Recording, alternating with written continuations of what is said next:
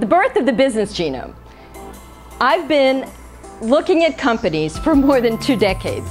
250 companies, nonprofits, for-profits, large, small, whether it's Audi, whether it's the United Way, the Susan G. Komen Breast Cancer Foundation, Royal Dutch Shell. And what I've learned over time is that there are patterns that make people win that are identical no matter what the organization.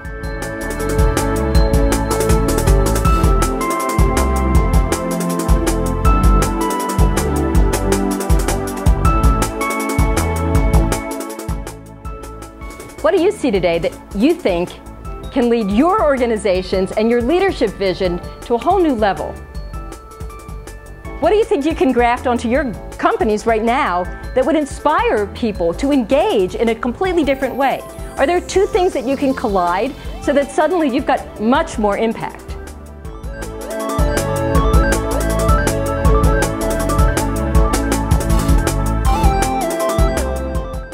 Patterns from one organization that you can graft onto your own organizations and companies so that you can develop a much faster path to double-digit growth, to impacting more people, to having your vision as leaders really come forth and completely transform the people around you.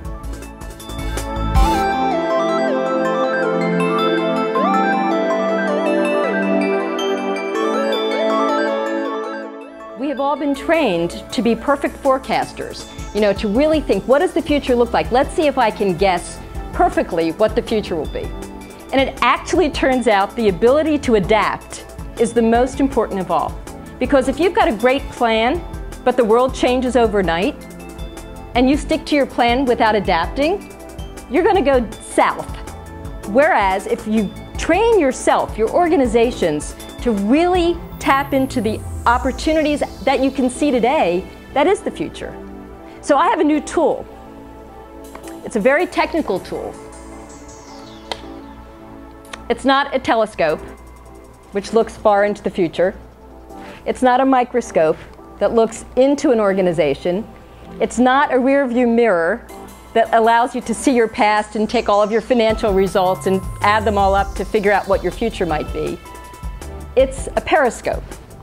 And with a periscope, what you can do is you can look today at industries that are already doing fantastic things and say, there's one. I'm going to grab it, graft it onto what I'm doing, and suddenly you're like the Red Cross. Suddenly you're like Groupon. You can say, clipping coupons out of a newspaper is maybe a little old school. Could we possibly take the power of Facebook and add it to our clipping of coupons and right away graft it onto our company so that within 2 years you get $500 million worth of rabid fans?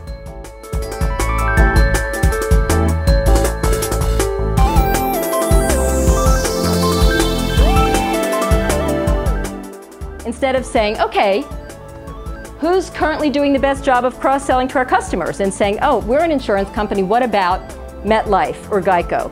No. In this approach, what we'll do is we'll say, who's currently doing the best job? And we'll say, oh, customer service.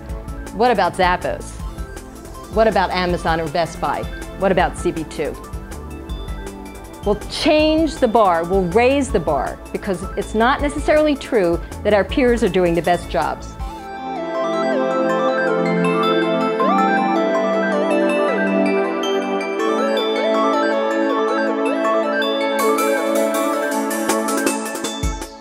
Three ways that you can decide to use this tool, the ability to use cross-industry insights. One is you can look at competitive necessity.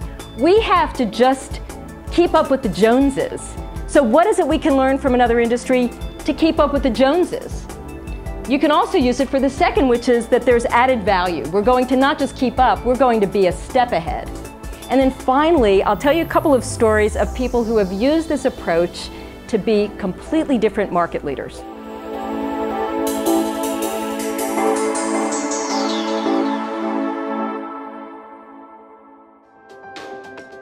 TikTok is the idea of Scott Wilson. And he's an inventor that said, you know, people have left their wrists naked. He said, this is real estate that we can recapture. So he took the nano, combined it with a wristband, and developed something called the TikTok. So Scott, who's also profiled in the book and a great guy, a great visionary, said, I now have the classic chicken and egg problem, which many leaders in this room can relate to. You have the great idea, you're going to write the book, but how do you get the funding for the book, right? You've got this idea for a service project, but how are you going to get the funds before you have the service project going? So he faced the chicken and egg problem. He had an invention he knew was popular. He knew that it would be popular, but he couldn't go into manufacturing. Why not? He didn't have the capital to fund his manufacturing.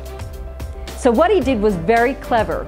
There's another company like Indiegogo called Kickstarter, and what he did is he created a campaign on the internet with his TikTok and said, who thinks this is great and wants to pre-purchase it? He raised $1 million in 1 month of pre-orders, and for the first time completely turned the assumptions about invention on its head. We all have genius inside of us. It's just a matter of looking with different tools. And most of what we'll talk about today is hidden in plain sight. It's right there. And it's just a matter of not thinking the old way, but instead saying, okay, what is it that I see that I can act on now, rather than let me wait for my perfect plan to happen? So I'm not as interested in perfection in prediction. I'm much more interested, and I think it's much more powerful for leaders like people in this room to stop for a minute, put up your periscope and see what's happening now that you can immediately use to energize your company and your organization and your own vision today, so you don't have to wait for the future. It's here now.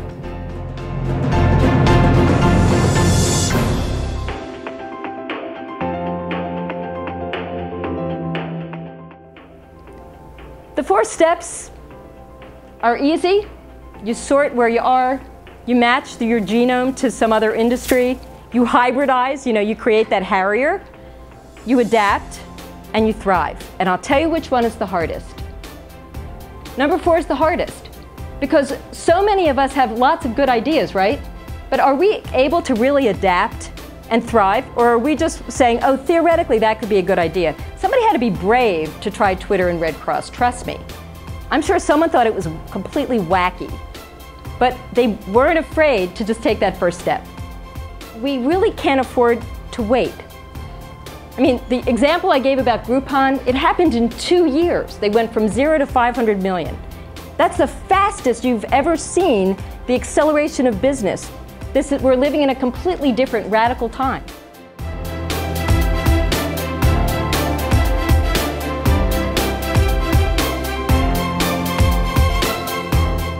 The book is called Find Your Next, but it's really a way for companies to take brilliant ideas from one industry, marry it to their own company, their own organization, their own vision, their own leadership priority, and somehow catapult their organization to leapfrog beyond anybody else.